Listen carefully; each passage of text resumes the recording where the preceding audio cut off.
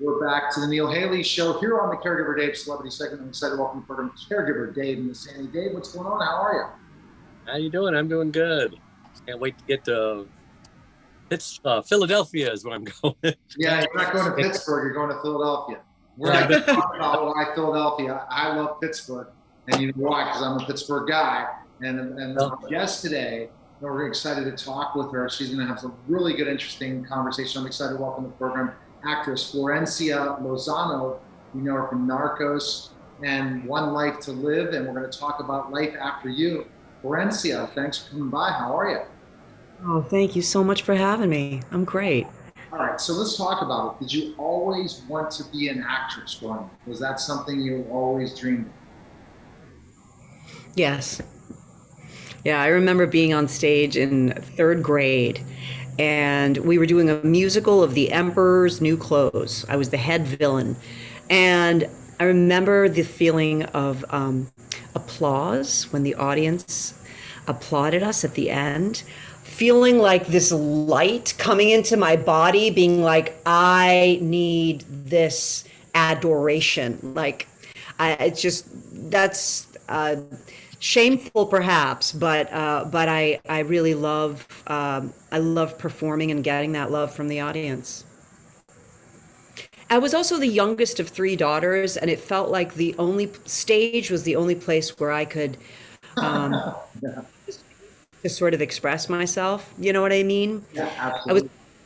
with my sisters for airtime. I was younger, so I didn't know as much. I wasn't as fast. You know, I wasn't as grown up. So I felt like the only place I really had to shine was on stage. And you had to shine in front of your family too. So that's the funny thing. You had to figure out ways of gaining attention being the youngest. And even though you do get a lot of attention as the youngest, you still want more, and you figure out ways of doing it, right? Yeah. Totally. And I was also kind of the clown in my family, like the one who was trying to just make everybody take things a little less seriously. You know, my parents are immigrants, didn't have a lot of money growing up, and they were really, you know, struggling to give us a better life. So they were, you know, kind of serious, and I just loved to see them smile. So I would entertain, you know. That's good. so All right. Florencia, did your parents know that you had this gift and were very supportive? And did your siblings also have the gift, or were they jealous of you? I mean, what was the family dynamic going on when it first was evident that you were going to go in this direction? My parents were really supportive. Um, and I realize now, you know, so many of my friends didn't have that. And that's a huge thing to have parents. You know, my dad was an architect, and he would always say, you know, do what you love. Mm. And that I took it for granted at the time, you know, but now I really am so grateful that he pointed us in the direction of what we love to do. Sure. Um, my sisters are are not in my field. One is a pediatrician who specializes in public health, and the other works for the DA. So she's a prosecutor. So very, very different uh, career choices. And they were always supportive of me. Um, you know, the middle sister, I was only a year and a half younger than her. And I think she was, you know, I was always very kind of like clinging to her and wanting to be in her shadow. And she was my big sister, and I kind of worshiped her. And she was like, oh God, what a pain in the ass, this one. You know what I mean? She wanted her independence, but yeah, but they always protected me, you know, like older sisters do. Sure. How So did I don't know where Neil went? I can't see him. Oh, you see me, Dave? there you go. Uh, Go ahead, Dave. I'm going to go to my next question for Valencia. When you think about specifically enough, what age did you decide this is going to be for you? So you always wanted to, what age did you decide, okay, acting is what I want to do and I'm going to go full force. This is going to be what my career is. I can't ever remembering a time where I didn't know that this was what I was going to do. I just, before I don't even know how old I was. You know that commercial, that Angeli commercial with the woman with the dishwashing gloves? I can bring home the bacon, Angeli. I don't know if you guys remember this, but she was stripped off the dishwashing gloves. Okay. Yeah. By and never let, I had no idea what that meant, but I would perform that for my,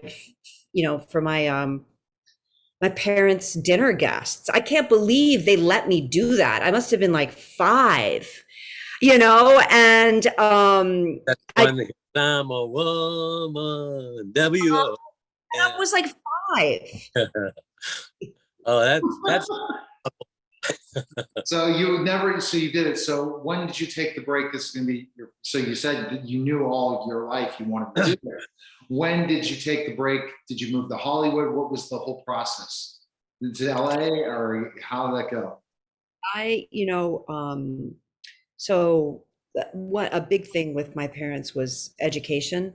My parents were both teachers for a while. My mom taught Spanish for like 40 years. My dad taught architecture, and then he had his own office, but they were really, really adamant about us getting an education. And so, even though I knew I was going to be an actor, and I danced for a while. I took ballet for a long time. So for a while there, I thought, I knew I wanted to be on stage, but I thought maybe I would be a ballerina. But that proved to be like, at a certain age, you have to decide that that's all you're going to do. And I wanted my world to be a bit bigger than that. So I stopped dancing and finished high school. And then I went to college. And knowing I would be an actor, I majored in literature, and then went to New York. I wanted to have something to bring to my acting. So I always loved reading. And in some ways, like when you do a play, it's a lot like English class. Like you sit around and you talk about the play. You talk about the themes of the play. You talk about the characters. The study of stories is really akin to what we do as actors. It's like, who are these people? What happened in their lives? It's this kind of psychology, history. You get to really dabble in all of those arenas, and so there is an intellectual sort of, if not academic, element to it. But then there's also, a really physical dimension to acting, where you're embodying someone else. You're walking like that person. You're internalizing that person. And I was always drawn to imagining what it is to be someone other than myself. And that's the amazing thing. Dave, what thoughts? Next question. Yeah. I'm curious how the last couple of years affected your career, the COVID and lockdown and masks and vaccinations, all that stuff.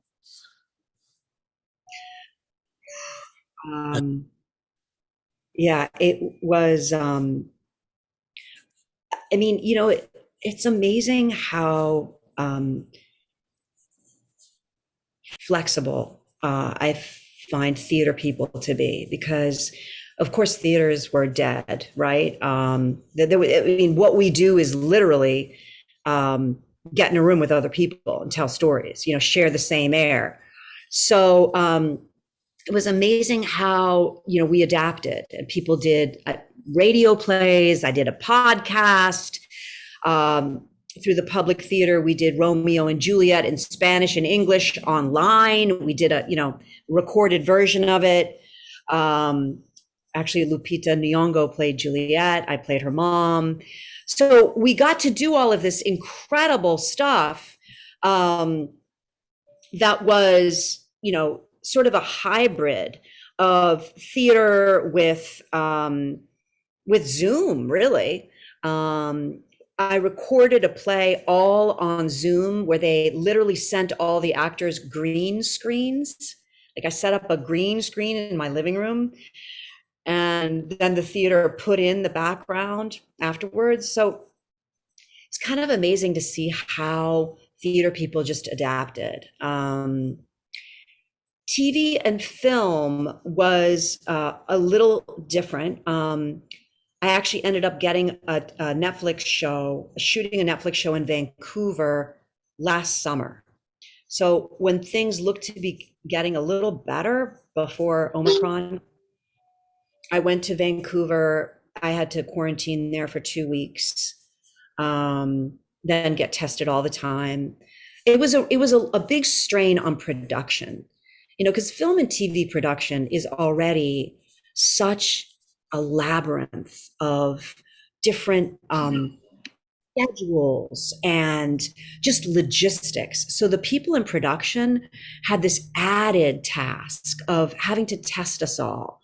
And I felt really bad for them. I mean, I just was like, on top of everything else, now they have to worry about the plague, but they did it, and it was great to shoot this show in Vancouver. Then I came and did an episode of Bull on CBS, and we shot that in Brooklyn, and that was the same thing. Lots of COVID testing.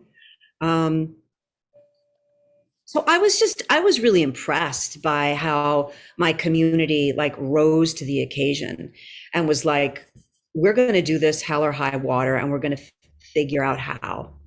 And that's the thing. And I was also checking out, how to monitor and adjust because you started in soap operas, your career. So really tell how intense it is to shoot seasons for that, because it's everyday type of thing. And you constantly have to be on the go. You have to monitor and adjust. You don't have time to do your lines. So probably that's why you're always needed to be in some sort of thing, because you know how to monitor and adjust when you audition and everything because of what you dealt with. Theater and soap operas, I think, are the best probably training-based places for actors. Wouldn't you agree? To really have to learn to go with the flow, because that's what directors are looking for. That's what producers are looking for when they're looking for a cast. I always say, one of the skills that soaps gave me was just getting up to bat. Just get up and start hitting. You have to do it quickly. And it taught me that. It taught me make a choice and just start swinging. No, start swinging at the balls, and because you have to go. We have to tape this show, a whole show in one day. And so now when I did that episode Bull, and we do 8 pages a day, and people are, rightfully, kind of anxious about, oh, that's a lot of material. After having done, a whole show in one day, I'm sort of like, we can do this. You can do it, Yeah, definitely. You can do it. That's for sure. And that's where you've developed that skill set to now what we're going to talk about today, because through that experience, being on all these amazing shows and experiences, now you're starring in Life After You. And talk a little bit about that and how you're involved in this, not just acting, but how this is really a big deal for you, isn't it? I mean, it's a big deal in terms of, yes, for me personally, and it's also, unfortunately, it's such a huge problem right now. What the movie addresses is this opioid epidemic that has gotten so much worse since, the story was inspired by the death of Linda Lajterman in 2014, and it's now 2022. And unfortunately, The story's more timely than ever. The batch of heroin that Danny OD'd on was laced with fentanyl, and fentanyl is so ubiquitous now in all kinds of street drugs. And what our movie is really trying to do is ring that alarm bell and tell kids, listen, the drugs that are out there now are different than the drugs our generation used, right? There is poison in it that may kill you after one use. And that is something that I think everyone who made the movie, I know everyone who made the movie is really passionate about getting that word out and starting that conversation. Charlene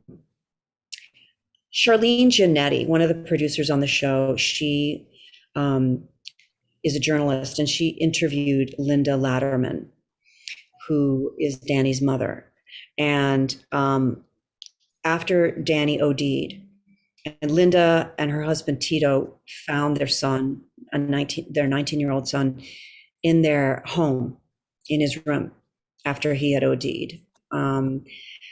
And about a month after that happened, she wrote a Facebook post in the middle of the night, because she didn't know what else to do. Every time she closed her eyes, she would see her son's face. When the way she saw he looked when she found him. And so she wrote this post, and it went viral. And so Linda ended up writing a short book called Life After You: What Your Death from Drugs Leaves Behind. And it really is meant to scare the crap out of kids. It's meant to say, look, this is what happens, literally. Your sister and your brother need to write your obituary. These are the things that will happen to your family. And Charlene, after interviewing Linda, came to me. She had known my work as an actress from TV. And she said, I want you to play Linda. I know nothing about film production or screenplay writing, but we have to tell this story as a film so that more people hear it. And I don't know what got into me. Well, I do. I met Linda. And after hearing her talk, I was very inspired by how she said that she continued to talk to her son. And that made me think, well, what if we told the story in a more less traditional way, less like, well, this happened and then this happened, but more emotionally, what was Linda's journey in terms of letting her son go? She was in such complete and utter shock. She was so at a loss when he died. She really had no idea what he was up to. So this film is telling the story of her trying to come to terms with how could this have happened. So in the movie, she continues to talk to Danny, and he continues to take presence in the film. So I asked Charlene, I said, can I write this screenplay? Can I try to write this screenplay? I had never written a screenplay before.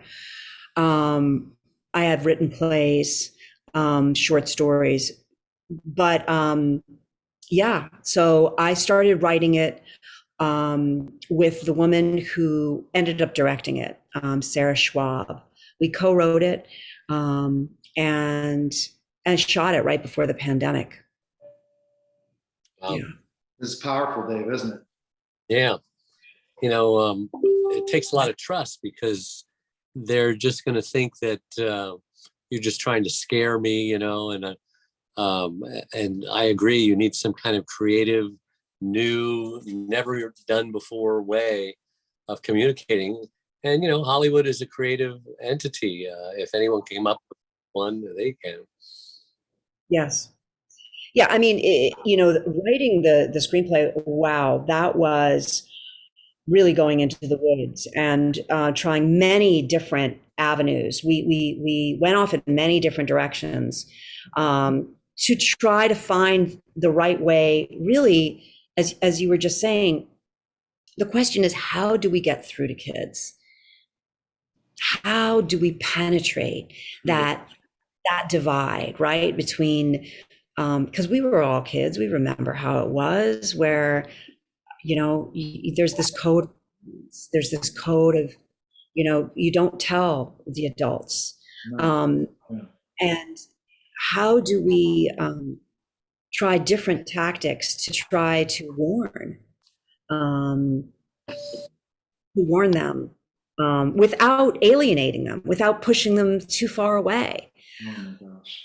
And that's what you're doing is such a powerful thing. And I remember watching American Greed with this guy that was doing it on the dark web selling opioids, but they were laced with fentanyl and different. He didn't care about the specific drug. And, it was really dangerous. So, people think, hey, I'm just getting something. It's going to be a painkiller I can drink with alcohol. Everything's going to be fine.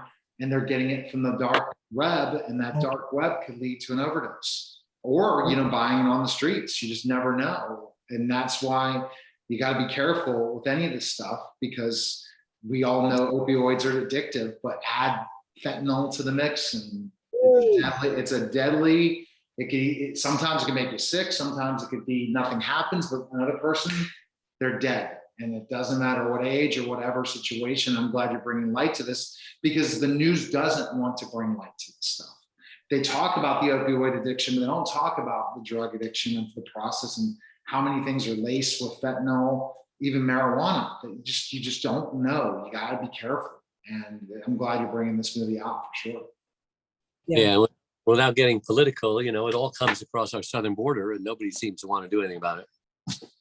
Okay, babe. That's Dave's comment, and he did get through. Okay, so let's go right now to the Dave, your question regarding caregiving. Yeah, so my wife, 25 years ago, we're married for 47 years, about halfway through. She complained of a headache that she had for like 4 days, and she was going to go to the doctor, but then, it turned into a stroke. She lost her speech, became paralyzed.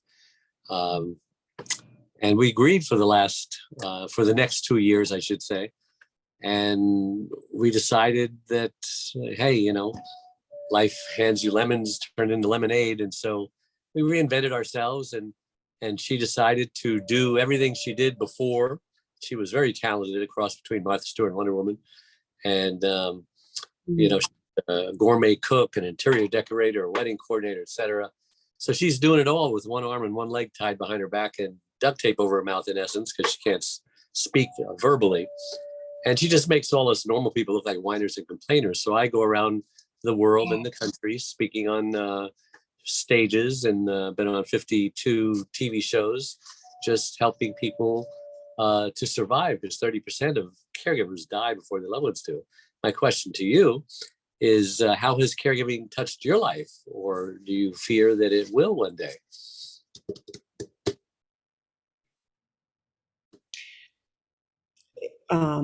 It's a really good question. My father actually fell this December, and it caused this whole spiral of events that all, knock on wood, ended up well. But speaking of my sisters and I came together to figure out how to support him. I ended up going to be with him. He had broken his hip, and it was the best Christmas of my life, spending that time in my dad's nursing facility. He was in a rehab facility.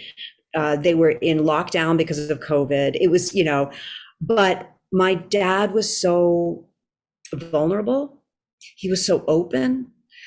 I felt like I got to take care of him, and that was a gift, which I never expected that. I was so surprised that, like, it was a gift to be able to to be physically intimate with him in a way I never had been before.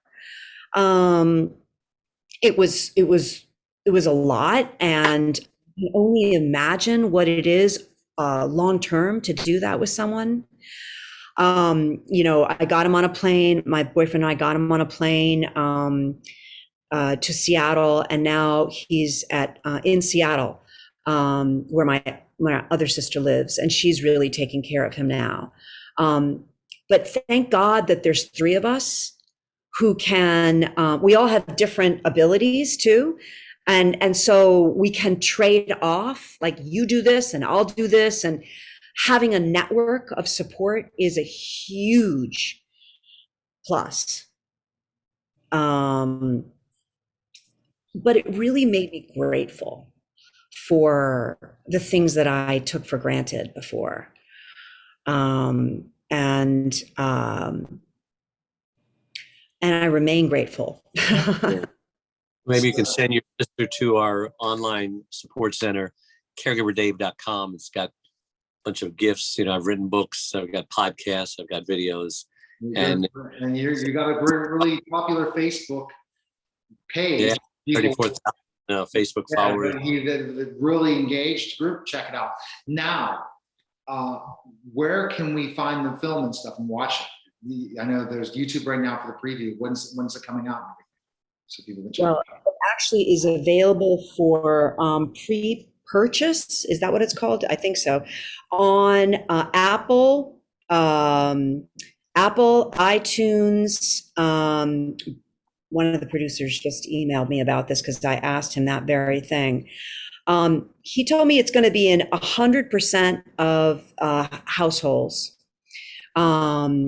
So you can pre-order it on Apple TV, iTunes. I think it's on pay-per-view. Basically, if you have cable TV, you can rent it. That's great. And then it'll be streaming in like 3 months. It'll be streaming, I believe, on Netflix, Hulu, all of those. Oh, that's fantastic. Well, congratulations with the work, but you're doing such great work. Any other projects going on right now? You're staying busy. You said you're filming Netflix last year and different things. Anything you could tell us about other project coming up for you? So the Netflix show that I shot in Vancouver is called Keep Breathing. Okay. Keep Breathing. It's a Netflix show that should come out in like August, I think. And it's a lot of fun. It's a lot of fun. Any other projects, or that's pretty much it right now? Or you're staying busy, I'm sure. I'm staying busy. I also just recorded a radio play, another radio play called Kisses Through the Glass. And it will be available on the Two Rivers Theater Company website. Okay. So that's something else. You really have a good voice, so I can tell how you would be good for that radio. I could see listening to you read to me. So the way you have that voice, I can tell. All right, so appreciate it. Where can we follow you on social media? Best place to connect with you on social. Where can we go? Where are you? So I have an Instagram, which is all lowercase. It's my name with an underscore between the first and last. So lowercase Florencia _ Lozano lowercase. Excellent.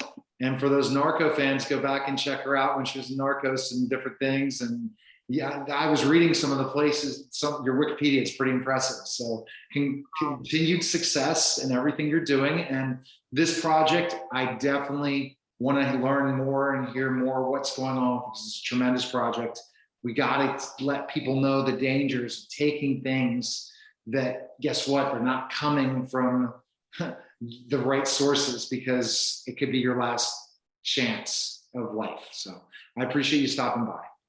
Of course, thank you guys so much. All right, thank you. Appreciate it. Okay, all right, that was the Caregiver Dave Celebrity segment here on the Neil Haley Show for television and radio. Take care, guys.